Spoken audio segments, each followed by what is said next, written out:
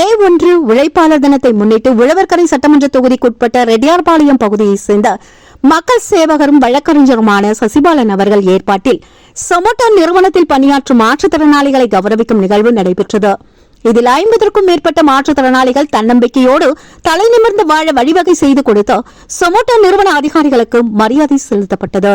மேலும் இந்த நிகழ்வில் சசிபாலன் அவர்கள் கூறும்பொழுது, நன்றாக இருக்கும் மனிதர்களை வேலைக்கு செல்லாமல் இருக்கும் பொழுது மாற்றுத்திறனாளிகள் உழைக்கும் எண்ணம் மிகவும் வரவேற்கத்தக்கது என்றும் அவர்களுக்கு எந்த நேரத்திலும் தான் உதவ காத்திருக்கிறேன் என்றும் கூறினார்.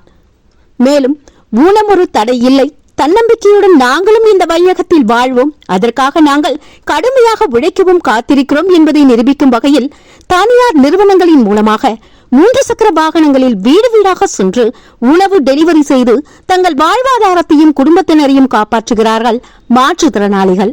அது மட்டுமல்லாமல் மற்றவர்களுக்கு ஓர் முன் உதாரணமாகவும் திகழ்கிறார்கள்.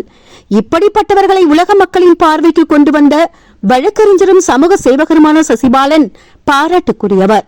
இவருடைய தொண்டினை பாராட்டி பொதுமக்கள் வாழ்த்துக்களையும் பாராட்டுகளையும் தெரிவித்துள்ளனர். இதேபோன்று ஸ்கைசெட் மாலைபூமி டிவியும் அவரை மனதார பாராட்டுகிறது.